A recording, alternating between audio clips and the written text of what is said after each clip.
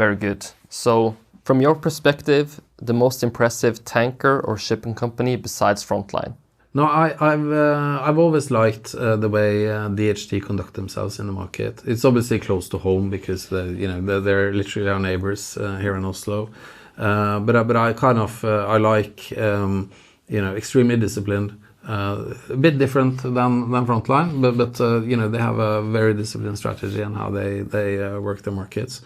But I must say, and I probably shouldn't be allowed to say that, but I also like, as a kind of a big marketer of shipping as an industry in the equity markets is obviously Scorpio.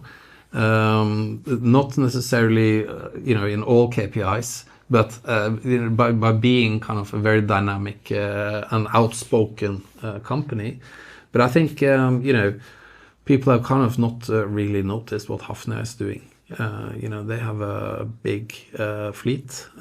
They're, specifically into at least what's been kind of the best parts of the markets for the last couple of years. Similarly, potentially international seaways, but they have an older tonnage on the clean side. But yeah, I guess I'll have to stop there. Yeah, no, that's a great answer. So if you look at the next generation coming up, you also have interns sometimes. You see a lot of talent coming through the system. So what are the most important skills from your perspective you see that this next generation needs to master? Well, what I've seen, and we do have interns, and we have young people in the office. The skill that, and it's not lacking at all, but the very important skill in shipping is to be outgoing and make friends. Be active, kind of in getting to know people, because shipping is not a profession you can be in and sit in your cubicle and kind of study charts or read news. You actually need to go out there. And you need to connect to people. You need to get to know people. You need to travel. Regretfully, not everyone comes to Norway. This is actually not the center of the world. So you need to get out into the real world or the big world. Ref Guyana, you've been there, right? Yes, and you go to, well, not necessarily that's the most important destination, but I think young people today, shipping is a profession you can't combine easily with, say, being the best on Strava, or having a huge interest for kind of something that takes a lot of time, because most your job is borderline your hobby, or it has to be. Otherwise, you probably won't be able to spend enough time kind of doing, getting into the position where you have kind of all these connections, where you get all the kind of unstructured information that makes you able to make good decisions. That's a great answer. This is a very hard question, but I'll try to ask it. If you could project yourself backwards and start your career again, would you pair that knowledge you have today with something else? Whether that's, human behavior, technology. Is there any skill that you would love to have today that you would, if you started over again, spend time learning? Because I find the best people have a unique combination of several skills, and they put it together and become very effective, if you understand that question. Yeah.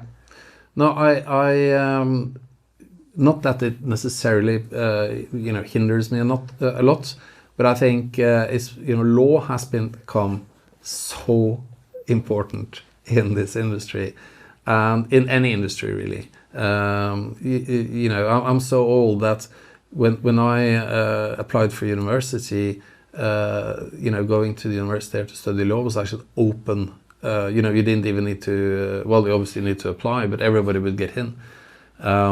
And I remember the story was that, well, we have more lawyers in the university than people that are actually practicing law, and that market is going to go, it's going to be, you're going to be an unemployed lawyer when you get out. But how wrong were we, kind of? So I think kind of, I did business school. Obviously, you have some classes in law, but if I was going to kind of do all that again, I'd probably spend a bit more time on the legal aspects of things, because this is obviously services we need to buy now, but it's become a very important, regretfully, I would say, part of our industry. That's a great answer. So one new technology that you believe can transform the shipping industry. Now we see so many attempts on decarbonizing shipping. It's very hard to make bets, of course, but have you seen something that makes you curious, whether that's carbon capture, putting sails on the ships again? Do you see any things where you're like, okay, maybe, let's see? No, it's, I think, and we have a very kind of skillful CTO in Frontline, and he's always said it's going to be a combination of things. And I think that's exactly what we're witnessing. So, you have kind of air lubrication, where you basically blow air under the hull. You have rotor sails. You have carbon capture. I think kind of a lot of these things are going to kind of come together.